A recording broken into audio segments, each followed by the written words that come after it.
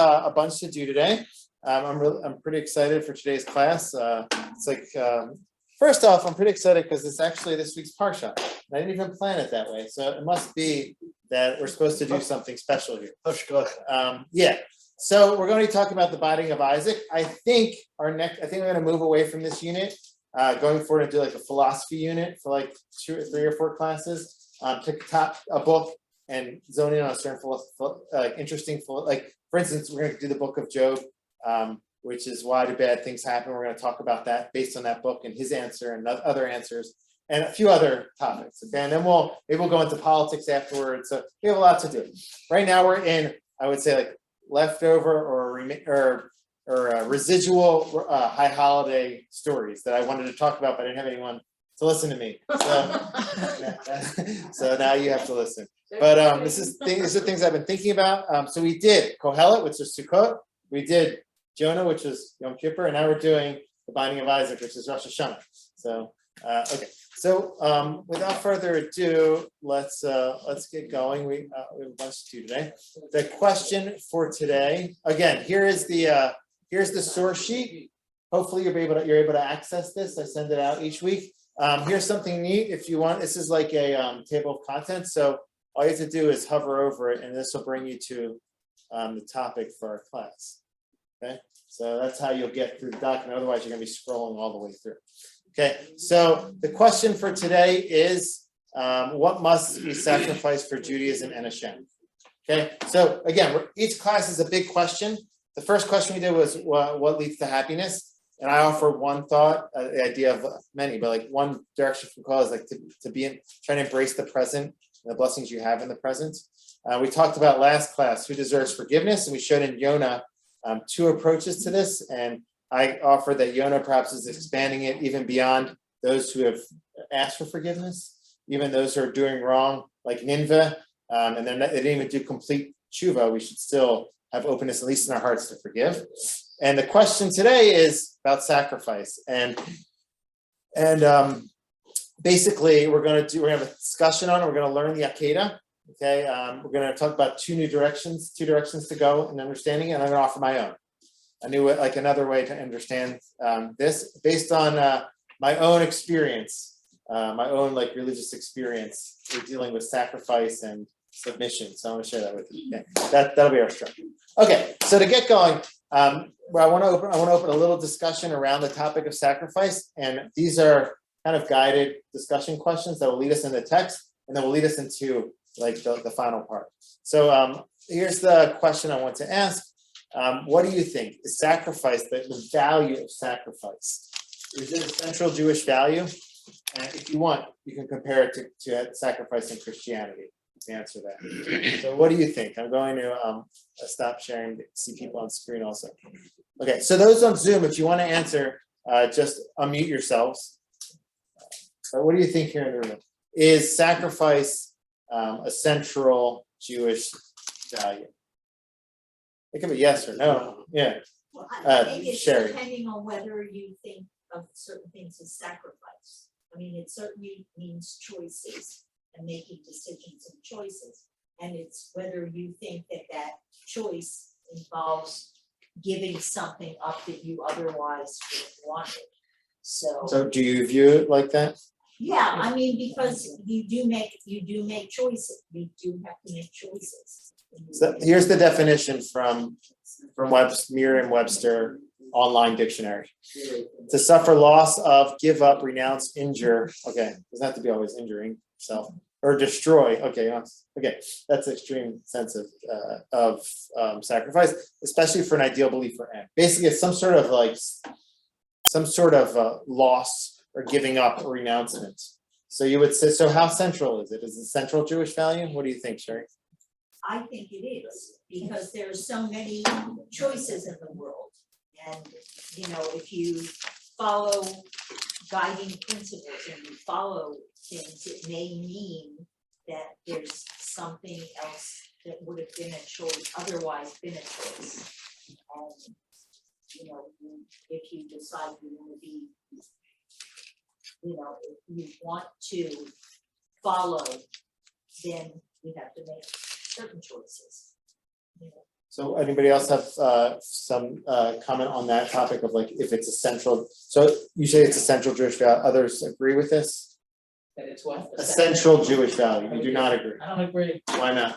because I think you either, I mean, halachically. Can you hear Ron at home, Dad? Give a thumbs up, I mean, halachically, Paul, if you are from, you're doing it, I don't think it's a I mean, sacrifice is if you're not, and you say, do I really wanna not watch TV on Shabbat, or am I gonna watch it? You could consider it a sacrifice, I just think that's a choice, but I don't think you're sacrificing if you're a believer. meaning you're comfortable with what you're doing, therefore it's not, It is what you believe in and what you think you're supposed to do, and that's what you do. so the ideal would be to get to that place where you're not sacrificing. You know, that's a personal choice, I don't think I'm sacrificing anything, but I don't think I'm Shomer Shabbos either. Okay, well, the class hasn't ended yet, no, I'm just joking. I'm sure. Are we also talking about the temple service? Yeah. Which no longer exists. Yeah, so that's also, so that's true, that is a sacrifice, that's a what's going on there? That Well, what I'm really saying is, if it was such a core value in Judaism, the fact that we haven't had it now for 2,000 years plus leads one to believe perhaps that at least animal sacrifice is not a core value in Judaism anymore. at least not on the ground, like, because there is a hope among traditional Jews to get back to that. I mean, Right. I know we say it in the. I mean, as uncomfortable that is, as that is for vegans, yeah. Herself, the hand raised. Okay, Laurie, yeah, okay, all right, I agree. I know, I just wanted to say hi. Okay, Sandy, yeah. Okay, so I kind of agree back here because it's part of it depends on where you are in your path. If your path was you were born into an observant home and you're into it and there's no sacrifice. If you came to it from a less observant life or no observant life, then at the beginning, there seems to be sacrifices, but once you've come and you made your commitment, it doesn't feel like a sacrifice. This is all just very second nature. After a while, it's not a life of sacrifices. What is it? Service? Joy, What? joy, Joy. Commitments. yeah. Okay, so is that the general, Laurie? It's your life, it's just your life. Yeah. You are a being and you are living your life. It's Others- both a sacrifice. Others look at me and think I'm sacrificing things, but I don't look, I try to explain to them, it's just the way I live. Yeah. Like you live the way you live, this is just the way I live. But I get something out of it. I grow from it. It makes room. My lack of sacrifice makes room for the growth and the closeness to Hashem. Thanks, what about on Zoom? Anybody have a thought? Marcia? I was going to say, I think Rabbi Soloveitchik once said that the essence and the purpose of Torah observance is a submission to Hashem, and therefore it's not a sacrifice. Well, He didn't say it's not a sacrifice. I'm saying it's not a sacrifice. okay, I mean, that's interesting because on my source sheet actually has Russell. Did you read the source sheet? No, it's joking. No, I took a class in the Oh, past. Okay. Okay, so, all right, so thank you for the thoughts. There's another, I like another question here that Very good I, way. a few other questions here. Here's a question. What should we not sacrifice? And then after this, we'll move on to learning Keda, guiding questions that I have. And then we'll see a few interpretations and I'll share with you my interpretation. What should we not sacrifice for the sake of Judaism and Hashem? What do you think? Your children. Your children, okay. Okay, we've come to the wrong class. Oh, actually, good, that'll make for a good discussion. Actually, All right, that's who it. else, That's who the else? essence of the class. I actually am wondering whether you're using the English word sacrifice, Mhm. which you defined before, giving up something you like, or you don't, whatever. But in Hebrew, a sacrifice is not, it's called a korban, Mhm. which comes from the word likarev, to bring one closer. So all what we call sacrifices or korbanot in the days of the temple were ways at that time that people had of getting closer to Hashem. This is the way people worship their various gods. I give something of mine.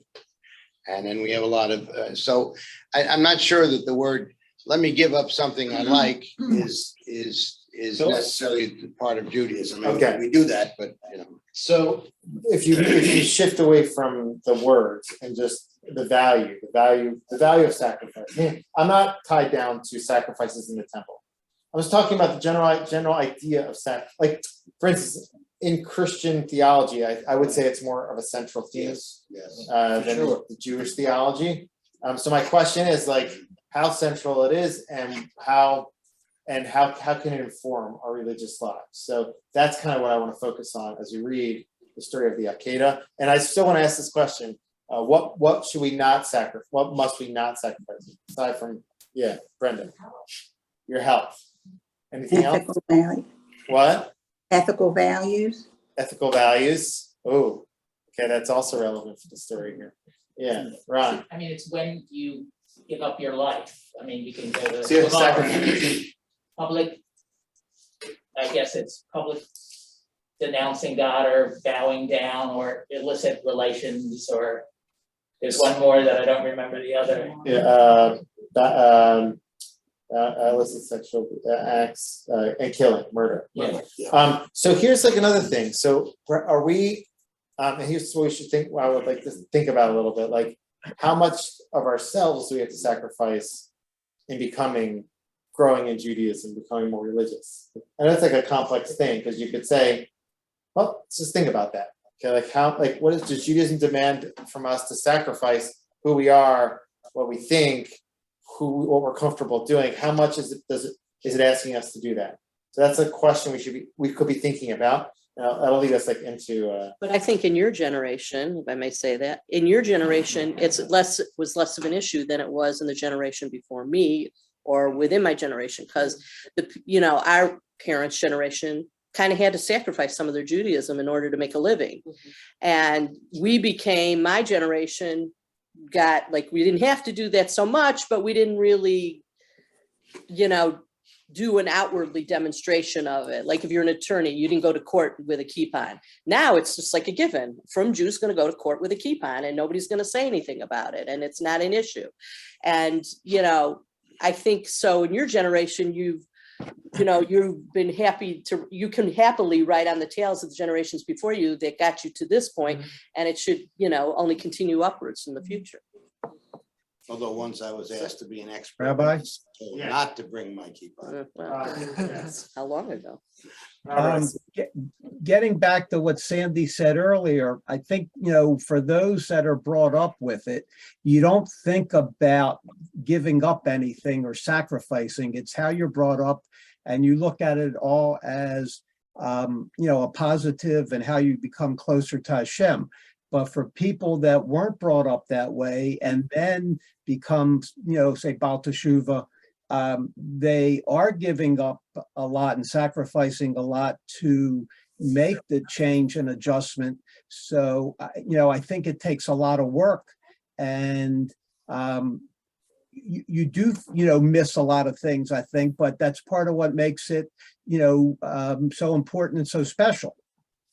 So this will be the last comment, so I'll go into the text. Let's go over it. Well, like E.C. Black, we talked about, his conversion to Judaism, and he was asked the question like, wasn't it so hard for you? And he says, no, I believe in what I'm Or doing. Amari Stoudemire. Compared, will be- right, compared to you, Stay. it's harder for you to keep your Judaism, if you've been that way your whole life, practice and maintain. Yeah. But Okay. That's how So Robert himself. So that's going to be like the discussion around the Akedah, the binding of Isaac. Like perhaps even when you are comfortable with your lived Judaism, maybe you should still be thinking about the value of submission and how that could inform your life. Maybe not. So that's that'll be like the discussion. So let's learn the Akedah together. I see a hand up. Chaya, you want to unmute yourself? I was just gonna say exactly what the other gentleman said, is that for people that chose it, it's not a chore. It's not something that oh, this is something I don't want to do. It's a joy and it's a privilege to do all these mitzvot. So, you know. Okay. So I just wanted to extend, again, in terms of our thought, to extend the sacrifice beyond like if it's easy or hard for us in terms of Judaism, but more as like a value. Like, should I be trying to find more avenues for submission within my religious lifestyle, and what would that contribute to my life? So let's think of that. Let's learn some Tanakh. My Zoom coordinator, his computer is frozen, so I'm going to coordinate this. We have guiding questions here, so we're going to hand these out. When we ask you to get in Chavruta, we're going to designate like 12 minutes to this learning. We'll see how this goes.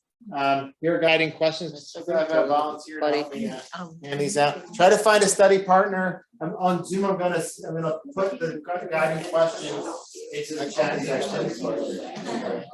And here are Tanachs, okay, everybody? This is a good. This is an important part of the course. I want us to get hands-on familiarity with the Tanakh and to read it from on the inside. Okay, hi everybody on Zoom. So this is what I'm going to do. I'm going to copy and paste these guiding questions. Thanks for printing them out this week. Yeah. Cleanup didn't just got knocked over. We'll finish that at the end of the day. Okay. Page 46. 49. Posted in the chat section on Zoom. Guiding questions. Okay. At home, I'm gonna mute us here so you can concentrate. At home, try to learn chapter 22 and answer these questions. Let me even see if I could break you into breakout rooms. You want to read? We still have breakout rooms here.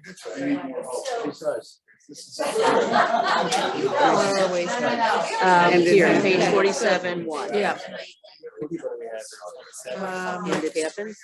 Yep, okay, and it happened after these things that God tested Abraham and said to him, Abraham, and he replied, here I am. I'm sending you all to breakout rooms. Let's see how this goes. Okay? Only one whom you love, Isaac, and go to the land of Moriah. I'll bring you back, don't worry. There is an offering upon one of the mountains which I shall tell you. So Abraham woke up early in the morning and he saddled his donkey. He took his two young men with him.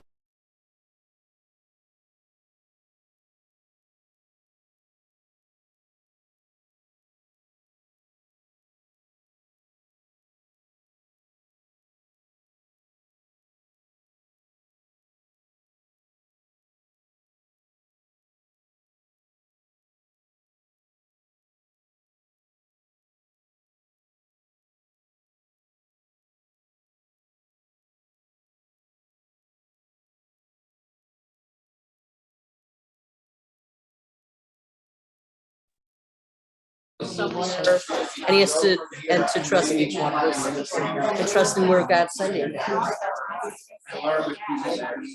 You're on argument with God. What if you find 20? What if you find 10? Stood up and went to the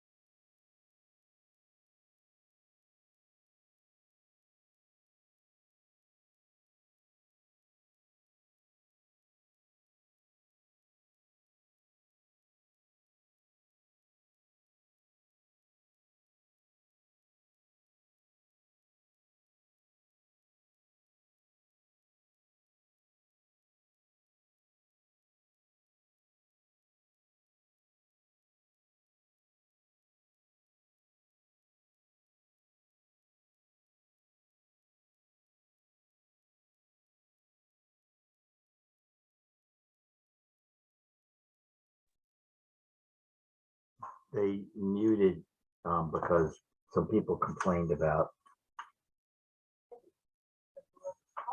they'll talk, they'll, it's reading and discussion session right now.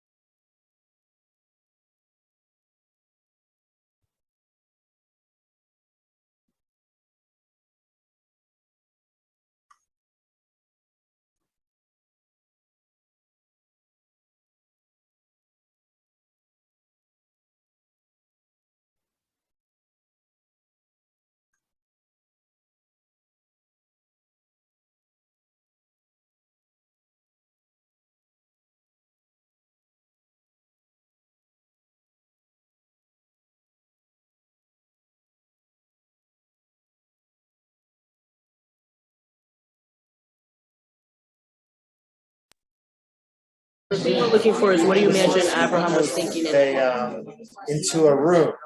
okay. There's chat about this with us. Rested on Isaac, his son. He took it in his hand. He took in his hand the fire and the knife, and the two of them were together. Then Isaac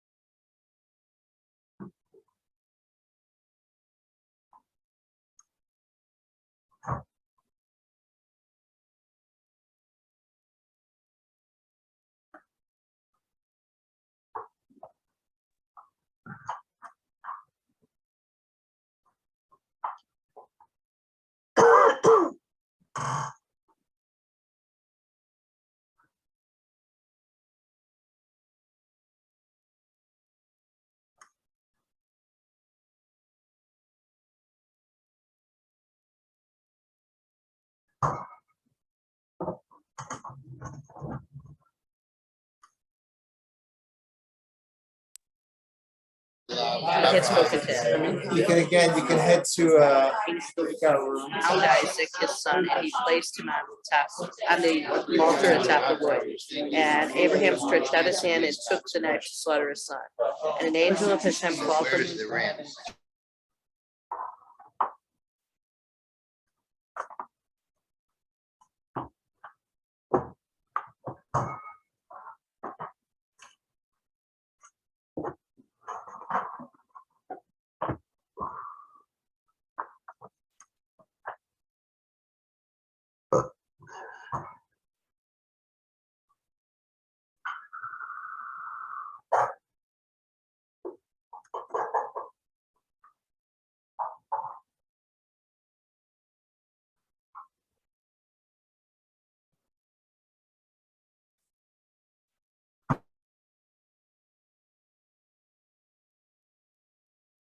There's no sound.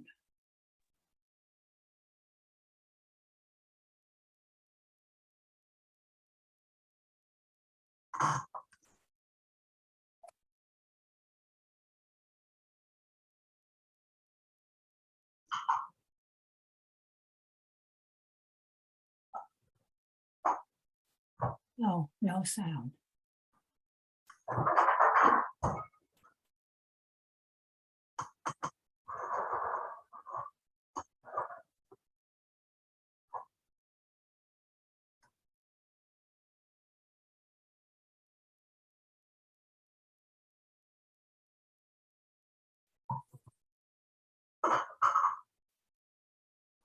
Hi, Marcia Kaplan.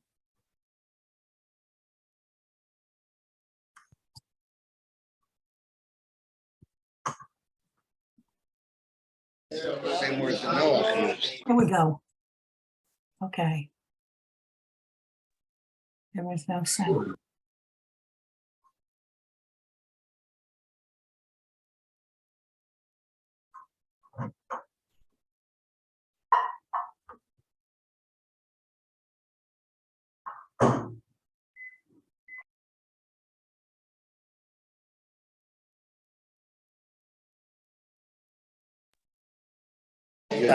Zoom friends are going to be starting in a minute.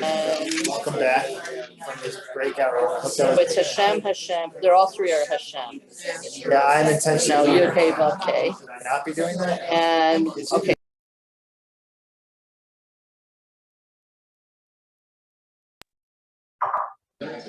Myself. Back in a minute.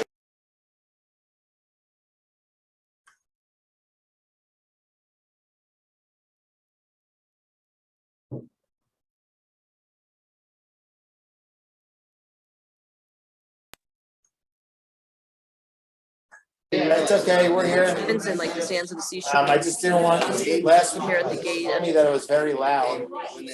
You could hear all the voices here, and you needed some quiet to concentrate, so I was trying to. That was the reward. What in All your right, let's reconvene. Did you, everyone get kind of far? You finished it? Yeah. I'm not ready to answer that. Where are you, Sandy? Are you ready? Yeah, we are. How you doing, Randy? You ready to go? Randy's. All right, cool, because I'm gonna ask you. How did that go on Zoom? How was the breakout room? Did someone just let me know? That was cool. Wasn't in any place. You didn't go anywhere? There are people in your group. Oh. Okay. Okay, cool. Linda gave a thumbs up. Okay, welcome back, everyone. All right, so I'm gonna keep muting people on Zoom, but you can feel free to unmute yourselves as you go. Okay. All right, I'm happy that this got you thinking a little bit. Let's go over some of these questions here, discuss the text a bit, and then I want to discuss two interesting interpretations. Well, there's some really interesting interpretations, obviously, to this. Here are two books to let me just read.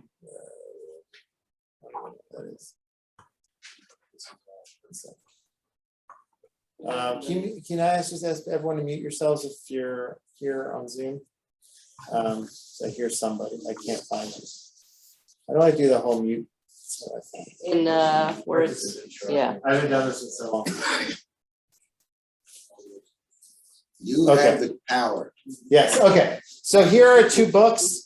I want to show you this. Here's the book. Here's the book. That's not helpful. You probably can't see it. But here are two interesting books. Unbinding of Isaac. Okay.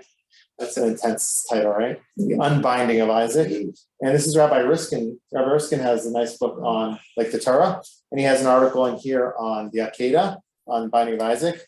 And both of these books try to explain it from a modern perspective, taking into consideration that it's difficult for us to say that the Torah is teaching us the value of child sacrifice. Like it's hard for them to understand that from a modern perspective. So they try to explain the story in a different way. So it's interesting. I'm going to share one of those approaches with you, and then we'll talk about other things. So here we go. So let's talk about the text. Okay. So what was Avram's test? What do you think was Avram's test? Sacrifice his son. That he's so something what that was he loves so what was the much. depth of the test? Because he waited so much for his son. He said he so long to have a son, so it's something that he loved truly. Right. It's yeah. Is there another layer to that? Does anybody know the past? So Jeff said that the test was so that he had to give the son that he loves to Hashem. And he had waited for so long. He waited for so long. Was there another layer of depth to this? Yeah, Laurie, The test is how much he is dedicated to Hashem. how much he's dedicated to Hashem? Oh, yeah. It's Sherry come up with, said it was a matter of testing to see how much he trusted Hashem. So that he trusted him enough to follow what he was saying, that he had a feeling of trust that he would do what Hashem said. What was the trust? That No matter what it was, he was just gonna do it. So I linked. He knew he would stop him. So I linked to an article, which I wanted to teach you this, but it just didn't work with like the system that I wanted, the way I want to teach. But there's an interesting article by Rabbi Linzer, where it's not connected to like our flow of what we're saying, but he says that the test was that he wanted to trust in Hashem's first promise. Like Hashem promised Avraham, you're going to have a son, and through your son, you're going to see many generations afterwards. So so his trust was that despite the fact that he was going to go forward with what Hashem told him now to do, he was still trusting that Hashem wouldn't really do it. That was the test. That was Kierkegaard. Correct. That is somewhat Kierkegaard. Believe equally on both sides. Did anybody have that thought when they were discussing it? Philip, were you? Philosophy majors here. Yeah. So in Ante Yitzchak, by Yitzchak Arama, it says actually that when he said, God will supply the lamb for us, he already saw prophetically that this was not gonna happen, that the lamb would be there at That the isn't end. what he says. So that's interesting, but that's a different That's direction. Rabbi that's Linzer's exactly not not saying that. what he said. Well, that doesn't matter. I'm saying, but Rabbi Linzer's saying that he didn't know how it was going to happen. But he has a really nice explanation. He says that in our lives, sometimes we have very loud voices and we have softer voices. And the loud voice was that voice to go sacrifice your son. The quieter voice was the more gentle voice, which was the voice of the angel. And his test was to believe the softer voice, to believe God's promise, despite the other voice that was going kind of running through his head. And Rabbi Linzer's trying to take it toward like some like zealotry and motives sometimes that are very loud, and sometimes they take precedence in our minds over the more soft voices. He says as interpreters of the Torah, it's like a really like meta. He's like, I'm an interpreter of the Torah. I'm interpreting this in a soft way. This is how we should do it as interpreters of the Torah, as Torah like abiders of the Torah. That we should try to listen to the soft voices in our heads and try to align with them if we can. So that's like a nice message. It's a message of trust. That he trusts the first promise, even though he had to go through with this other direction. He was still trusting God's original promise. That's like, Rabbi. yeah. Excuse me. In chapter 22 on verse 5, when they're getting ready to go walk to the mountain, and he's leaving the two lads, and he says, stay here by yourselves with the donkey, and I and the lad will go here and we will worship and will return to you. Sort of makes you wonder, does he know something in the fact that he's going to come back with, Yitzchak, or is he just saying that to sort of calm him and make it like there's not going to be a problem? So that was the question I asked him here. Like, what was he thinking when he was answering Yitzhak? Was he lying to Yitzhak? Like, was he sure that Hashem was going to actually sacrifice him, but he was lying to him? Yes, do you think, Jay? Or was he sure that Hashem was going to provide an alternative? But how was he so sure? Hashem never said, I'm going to provide you with a ram, or Hashem didn't say that. So Rabbi. That's like, yeah, Marsha. I was wondering, but he never told him to sacrifice him. He said to use him for an offering. So that's Rashi's explanation. That's Rashi's way around it. Rashi says Hashem never said he was going to sacrifice him. Hashem says, bring him up. And so therefore Hashem never didn't fulfill Hashem's guidance. Rabbi Riskin brings that in, and he says, but that we're not going to go into that, but that's also true. Yeah, but forget the knife in his hand. I mean, he clearly had intent to do it. although he maybe knew and was praying in his heart of It hearts wouldn't happen. that it wouldn't be. That was the. So that's the question, like there's no clear answer. The Torah doesn't say what Avram was thinking. It doesn't say what he was feeling. It seems like he was kind of cool and collective in some respects, maybe not, but like, it's not clear. So you can interpret it how you see it, you know what I'm saying? So everyone has different interpretations, and that's okay. So I have a question. Yeah. So do we believe that Abraham believes God when God says, I'm going to, make you a great nation? Yeah. And he believes God there. So whatever ensues that the tale of the Akedah tells us is maybe Abraham is saying, well, he told me this before, so I'm just going to go by that and trust that. And God has a plan that, like much of Torah, we don't know why, we just do what we're told. So that is the classic. So we're gonna get to that. That's what people call the Kierkegaardian way of explaining it. Søren Kierkegaard, he was a philosopher. I unfortunately had to study a lot of his stuff when I was in university. That was a depressing time. No, it was actually his stuff so interesting. Rabbi, it's pretty depressing. What? Rabbi, it's Jeff. Yeah. There's, in addition, there's a lot in here, but there is something that I think needs to be brought out. Yeah. Hashem is creating a nation. People who are citizens of nations are required, unfortunately, from time to time, send their children off to war. Not all of them come back. In order to create a nation, one must recognize that there will be times when you must die for that nation. In this case, this is the nation of God. And he refers very directly to the nation in 17 and 18. And I think that is an important part of this. In fact, that's what I've always gotten out of the story. I never thought about that, but that's a deep observation.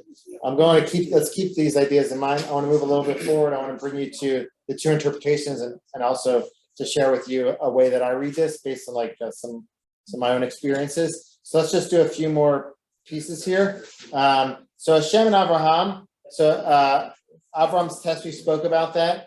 The ethical issues that this might raise, it's often raised among moderns, is how could an ethical God, be supporting child sacrifice ostensibly? Okay.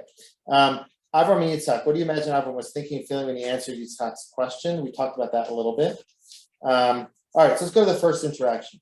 What does the angel know about Avram after stopping Avram in his tracks? What does it say in verses 9 to 12? What did he learn? What did Abraham learn, or What did the angel learn? That Abraham had complete faith in Hashem. Yeah, what's the language? God-fearing man, That he is fearing, that he was a God-fearing man. Is that viewed as a good thing? Yeah. So at this point, what's the message? You feared. Tell me if you think I'm wrong. I would offer this. You feared God. God told you to go forward with the sacrifice. You feared God. Now I know that you feared God, and that's seems to be viewed as a positive thing. Would you agree or disagree? I'm only highlighting this because some people will read this differently. My feeling, I want to let you know, my feeling is this is the simple reading of the text. I think the text is saying simply, you chose to sacrifice your son, you obeyed me, and therefore I see you as God-fearing, and therefore I will reward you. And the angel says his name twice, which shows a sign of love. And I think the angel wants Abraham to understand, even though he has this fearing God, there's love there, that there's love coming from Hashem. That there's love coming from Hashem. To Abraham for what he did. Yes. Okay. Yeah. So God knew what was going to happen before it happened. Right.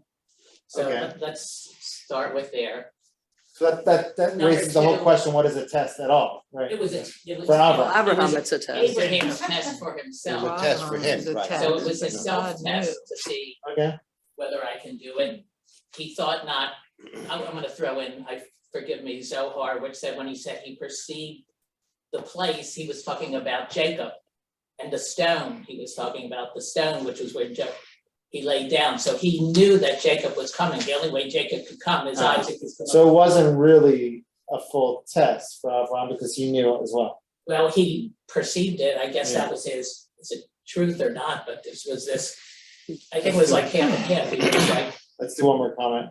Maybe there's a greater lesson here. One second, Maybe there's a great lesson here. Larry, one second. Let me just hold for 1 This is- second. Why is Stuart joining? Because I wanted to see. Okay. Should I let you It's in? easier to see the script.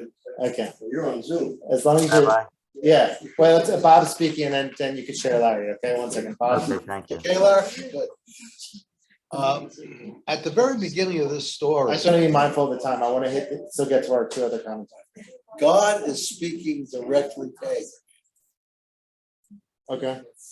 At this instant, it's an angel who stops him. Yes. So my question is, Why do we switch? why not God? So that's Rabbi Linzer's explanation. Talks about like the small voice, the angel. You should read that. That's a good article.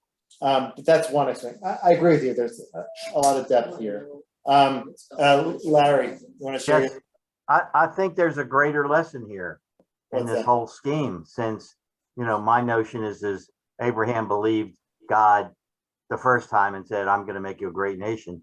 And what I have come to understand about this is, and correct me if I'm wrong, but this might be the very first time in human history that Hashem expressly forbids human sacrifice.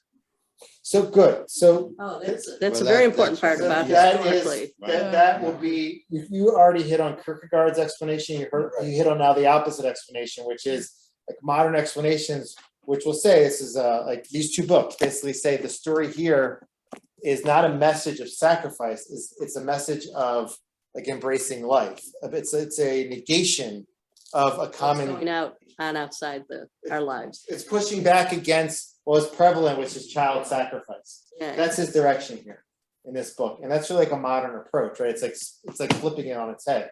It's not about that he passed the test by by being willing to sacrifice his child. He says that he didn't pass the test. Yeah. I'll get to that in a moment. That makes Hold on to sense. that. Yeah, I'll explain. Well, hold on. I want to get to before. Can I just say this one little Yeah. historical thing is, when I'm an early childhood teacher, and when I was studying that in the history of the philosophy of early childhood, it says in this huge textbook, it says that the idea of not killing and sacrificing children and just leaving them out to die when they weren't perfect, Jews were the first. It says this bizarre, like secular book. It just says Jews were the first to not do it, and that's how the trends changed. So this is what I'm gonna put forward. I love that lesson. My difficulty with that is it doesn't work very well in the language of the Torah, because it seems like Avram passed the test. He passed the test. God wanted him to get to that place where he was willing to sacrifice his child. But he doesn't pass it by actually willing to do it. What was he supposed to do? Not go forward with it? Then why is he getting rewarded by the angel? I agree with you. That's my difficulty with modern explanations to the Akedah. I want to explain them that way.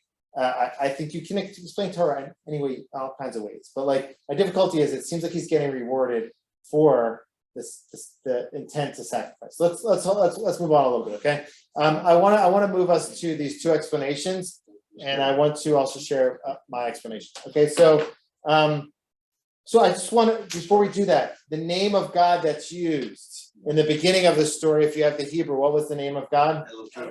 Elohim. And the name of God that's used in the interaction with the angel is what? Yud-Kei Vav-Kei. Yud-Kei Vav-Kei. What's the difference between those names? What do you know about that? You don't know, Ron, you don't know much about it. No, he studies Kabbalah. so Elohim is Gevura. It's the left. So that Elohim, the name of God, when God is commanding him to sacrifice his son, that's judgment. Oftentimes that's distance from God. And the name Yud-Kei Vav-Kei, which appears later on, is closeness to God, it's kindness, it's chesed. And so let's keep that in mind for this commentary that I want to share with you by Aaron Collar. Aaron Collar is a scholar at YU. I think he's still there. And he spoke once at my yeshiva. And this is like an interesting book. He takes a little different direction than you might expect. So I want to share that with you. Let me see if there's any more pieces here. Okay, so in the end, the angel rewarded Abraham. I'm just going to read you what the reward was. It says like this in verse 16. By myself, I swear the word of Hashem, because you have done this thing, you have not withheld your son, right? What's the reward? Your only one. I shall surely bless you and greatly increase your offspring. Like you were willing to give your child to me. Therefore, you're deserving of immense reward much beyond that. Your offspring, like the stars of the heavens, meaning a very prolific result. Okay, so let's keep that in mind. Let's learn these two commentaries here. This is Rav Soloveitchik. Okay, that was mentioned by Marsha. I'm gonna make it bigger so you can see it. I'll try to make it bigger. Which one? The old one or the new one? Which new one? Meir Soloveitchik? I mean, Mayor. Yeah, you're right. He is a good scholar. All right, not Mayor. This is the Rov. Okay, the Rov. Okay, so here's Rabbi Soloveitchik. So what I'm trying to show to you is here are two of the directions two like examples of how the story is explained, and they both have like an interesting twist. So the classic way the story is explained is that it's about submission. It's about sacrifice. What are you willing to sacrifice? And the message will be, if Hashem wants you, whatever Hashem wants you to sacrifice, you should sacrifice. That should be like the extreme way you can explain the story. Soloveitchik has an interesting explanation. I'll share this with you. So the basic guy, let me just mute. Okay. So he says like this. The basic idea of that kid is nurtured by the service awareness. Man is the servant of God. He belongs completely to God, body, and soul. God from time to time calls upon man to return to him whatever is his. He demands that man give not a part but the whole of himself. So the idea of sacrifice is the cornerstone of Judaism. And the Akedah has innately introduced sacrificial action as a part of our historical drama. So it's already an answer to what we answered in the beginning. Rav Soloveitchik, and I would say like that overall, that tradition, like the tradition where he comes from Brisk and some Misnagid tradition is a lot about sacrificing. I hear myself on there. Okay. So he sees it as a central value. And then he's going to explain the story. How is he going to explain the two? All right. Do you guys mute me out there? Someone's listening to my Zoom out there. All right. Can you mute me on there so I don't hear my echo? Good. All right, welcome. All right, so how is he going to explain the two commands, like one to sacrifice and one to not sacrifice? So the idea of sacrifice, again, it says like this. As we have said, the drama of the Akedah is multi-semantic. God demands that man bring the supreme sacrifice, but the fashion, it's interesting, fashion in which the challenge is met is for man to determine. So God says, I want you to sacrifice. We have a choice. Is it going to be external sacrifice or internal sacrifice? It seems like the real test of Abraham was to make a sacrifice. And he wanted to highlight, you in your life, you're a man of chesed, of kindness. Know that sacrifice is essential to Judaism. You have to be willing to sacrifice. Now, God God was open to him sacrificing internally or externally. And the moment he realized that Abraham was internally willing to make the sacrifice, that was the moment when he passed the test. So this is how Rav Soloveitchik skirts the problem of child sacrifice, because really the request was to make an internal sacrifice. And I know it's a little bit difficult. It's not the simple language of the text. But to me, I have a little difficulty with that, because in the end, as far as Yitzchak is concerned, it looked like his father was going to sacrifice him. I mean, yeah, so that's pretty external to me. I agree. Let's see. There are two ways in which the total sacrifice is implemented: the physical and experiential.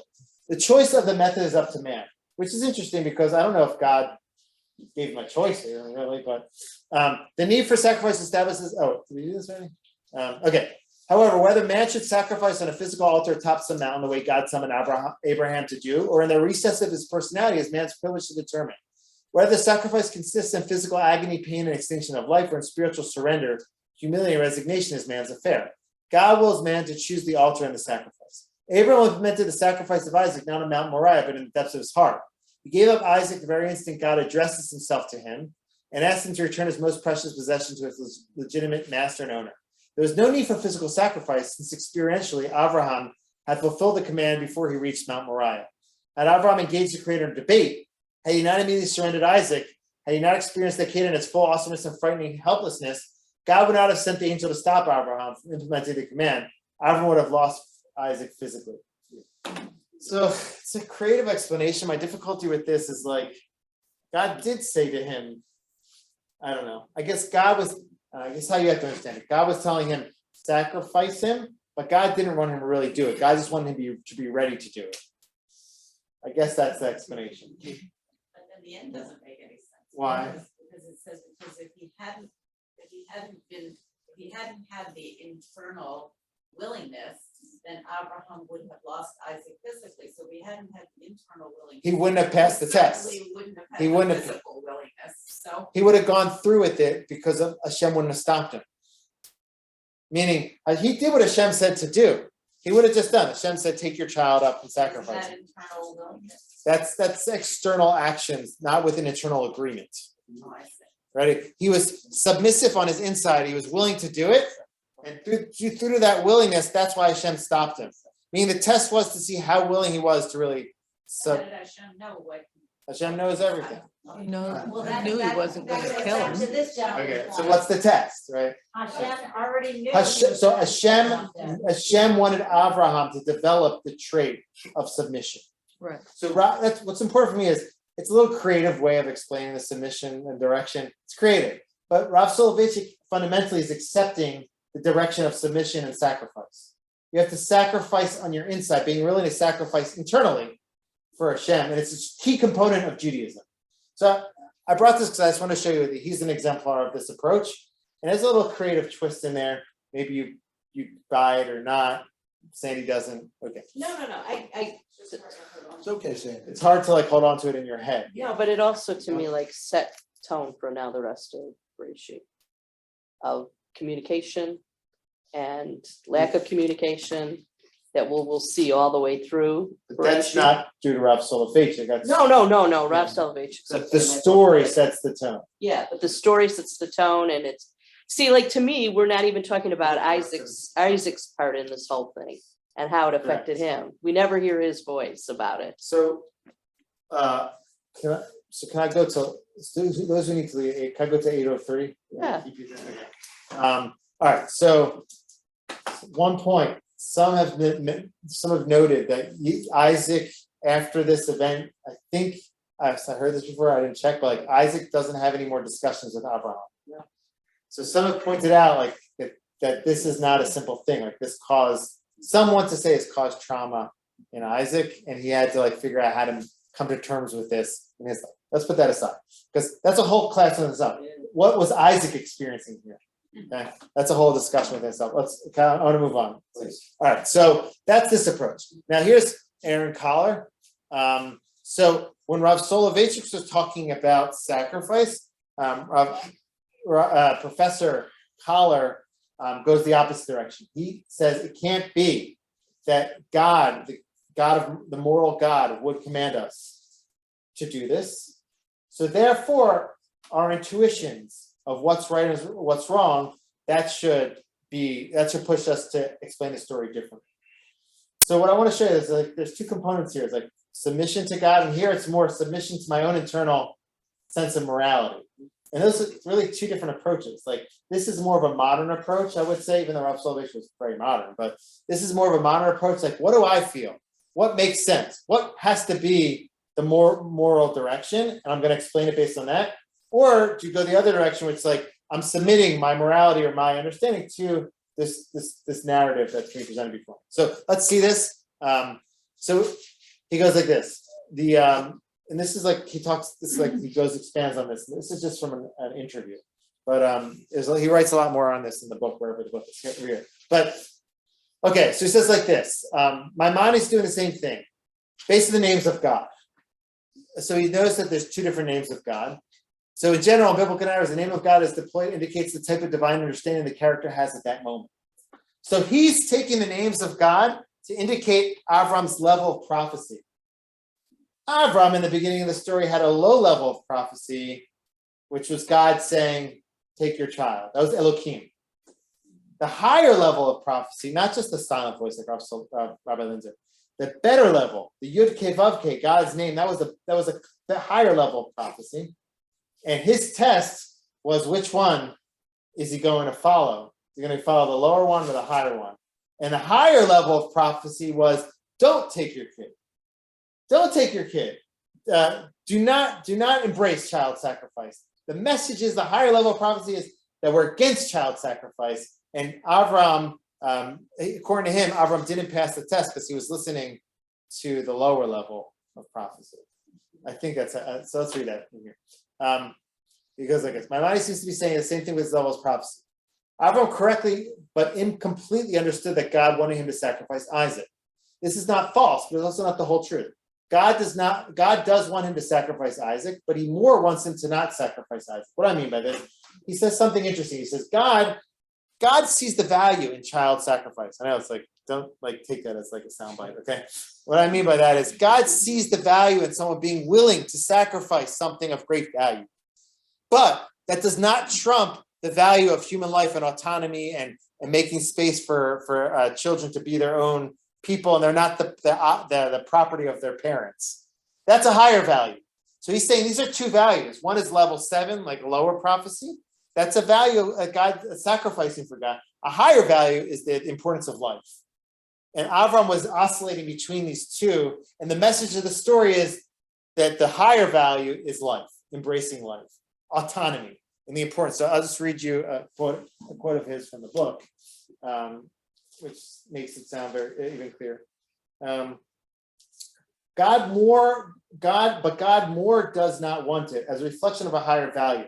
In the initial prophecy, Avram accurately but incompletely understood God's will and set out to sacrifice Isaac. On the mountain, however, Avram experienced a high level of prophecy and attained a more complete understanding of God's will. Now he realized that although his previous understanding made some sense, it was incomplete and imperfect, and deeply flawed. His new better understanding led him to the conclusion that God did not want human sacrifice after all. Although God may appreciate the sentiment behind it. And here's the other part. God commands Avram to offer Isaac and the other, reflecting God's sincere desire for human sacrifice, is tempting to God and tempting to God's servant. Avram incorrectly understands his desire and dutifully obeys. Avram later, just in time, understands that just in time, so Avram caught it. Understands, because it's all about Avram's understanding. He shifted from a lower level understanding to a high level understanding. From Elohim to God's higher name. He says, there's a more powerful lesson for God to teach. Children, like all other human beings, cannot be mere adjuncts in someone else's religious experience. This is the ethical teaching of the Akedah.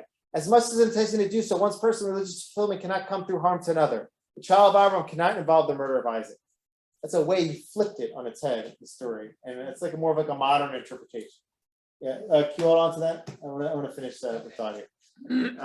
So those are two interpretations, really two diametric interpretations. One is submission of Soloveitchik. This other approach is two understandings of God's will and Avram's evolution to a higher understanding, which is all about embracing life, about being against child sacrifice. Okay, so those are two interpretations, and what I want to highlight with the minute we have left is just a different. So if you look at this source sheet, he extends this even to other conflicts between morality and your internal morality, and what is religious morality. How they sometimes can be in conflict, and how there's space perhaps to embrace sometimes your internal morality versus your objective religious morality, which is God's will versus your internal morality. So there's more to say on that. The message that I take from this story, I'll just share this with you. The direction I want to go with this is that, and this brings me back to the question. What's the question we have is what must we what is it? What must we sacrifice for Hashem and Judaism? So I want to explain the story very quickly, combining those two approaches.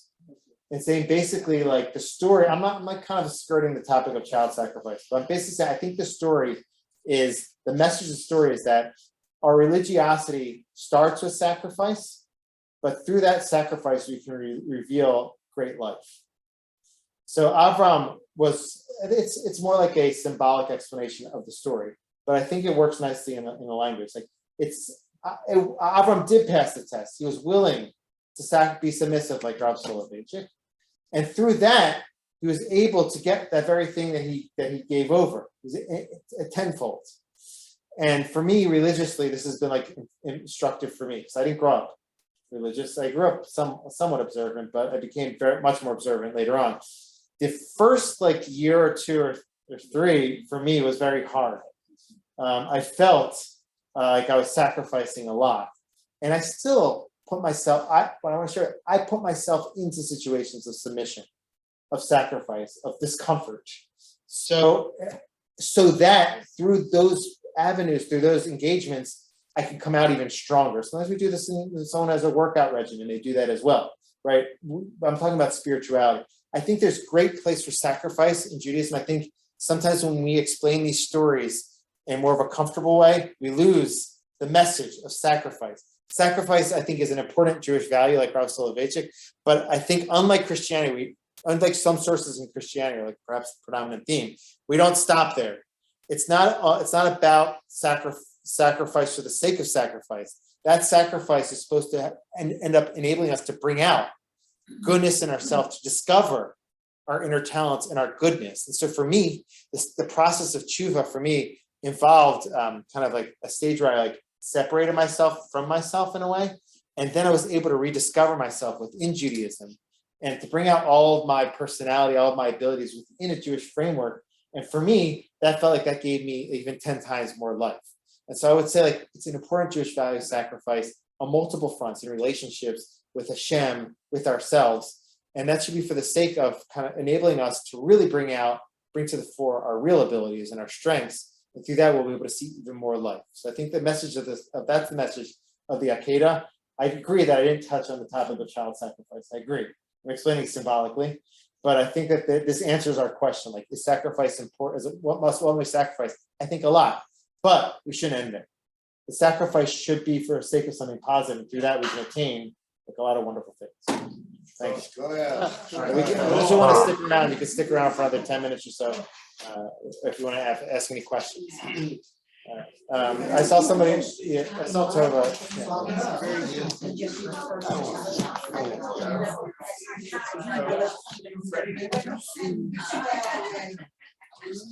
Well, good night, everybody on Zoom. Thanks for joining.